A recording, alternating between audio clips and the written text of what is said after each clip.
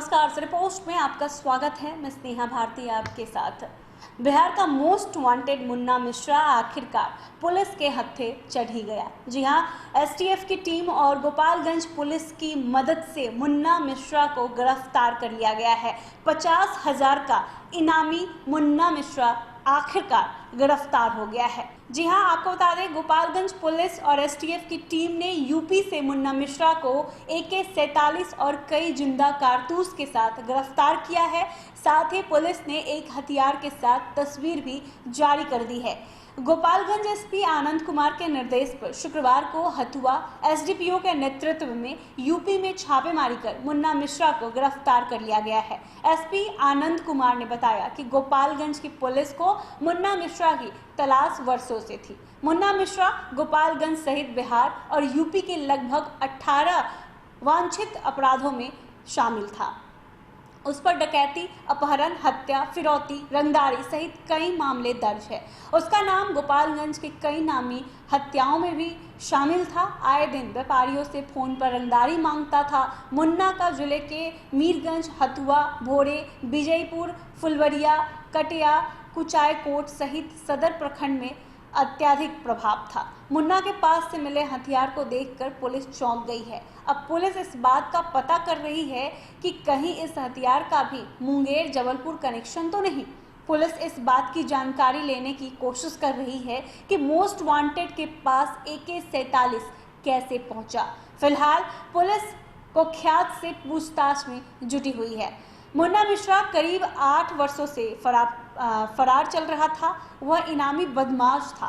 उस पर 50,000 रुपये का इनाम भी था। करीब 2 माह पूर्व कटिया थाना के जमुनाहा में शिक्षक दिलीप सिंह की गोली मारकर हत्या कर दी गई थी और इस हत्या में उसका नाम भी सामने आया था। तब से पुलिस उसकी गिरफ्तारी के लिए छापेमारी कर रही थी। बताया जा रहा है कि मुन्ना मिश्रा शातिर अपराधी है। वह अपराध के बाद यूपी फरार हो जाता था।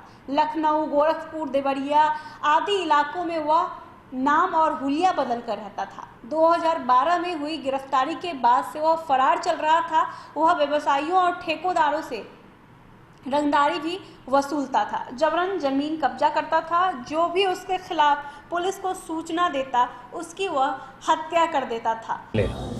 गोपालगंज में कटिया थाना अंतर्गत जमुनाहा बाजार है, वहाँ पे एक टीचर थे दिलीप सिंह, जिनकी अपराधियों द्वारा गोली मारकर हत्या कर दी गई थी और उस हत्याकांड में बड़ा हथियार AK-47 का इस्तेमाल किया हुआ था। और उसमें गोपालगंज पुलिस ने इस पूरी घटना को एक चुनौती के रूप में लिया और घटना के 10 दिन के भीतर उसमें शामिल 5 अपराधियों को पकड़ के जेल भेजा। और इसका जो मुख्य कर्ता था अर्थात मुन्ना मिश्रा, जो 1995 लगभग 25 सालों से अपराध की दुनिया में है और पिछले 6-7 सालों से वो लगातार फरार चल रहा था और उसके ऊपर कम से कम 4 दर्जन मतलब 50 से ज़्यादा मुकदमे हैं, जिसमें से हम लोग 30 मुकदमे अभी तक निकाल पाए हैं, जिसमें हत्या के 6, रंगदारी के 13, हत्या के प्रयास के 7, अन्य केस भी उसके ऊपर हैं।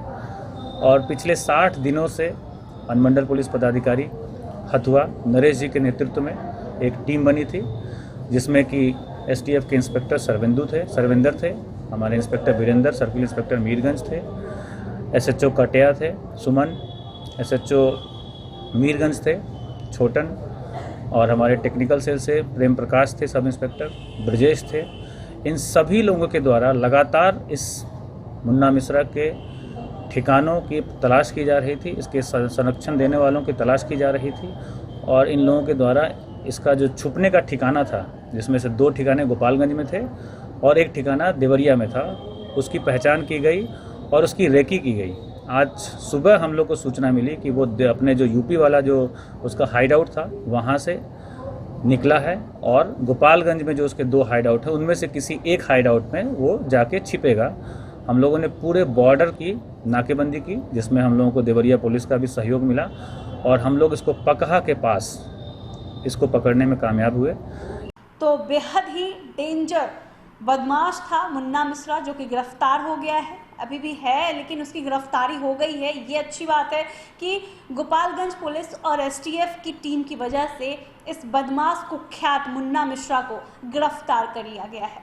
अगर आपको ये खबर अच्छी लगी हो तो हमारे चैनल को जरूर सब्सक्राइब कीजिएगा, फेसबुक पेज को लाइक और फॉलो कीजिएगा। धन्यवाद। देश के सुप्रसिद्ध कथावाचक आदरणीय श्री श्याम सुंदर पराशर जी की पावन उपस्थिति में भाई श्री गुप्तेश्वर पूर्व डीजीपी के मुखारबिंद से श्रीमद् भगवत कथा वृंदावन के पराशर अध्यात्म पीठ फेज 2 चैतन्य विहार कॉलोनी से दिनांक 25 जुलाई से 31 जुलाई तक प्रतिदिन अपराह्न 3 बजे से 6 बजे तक होगी। सीधा प्रसारण सिटी पोस्ट अध्यात्म और city post live YouTube channel पर।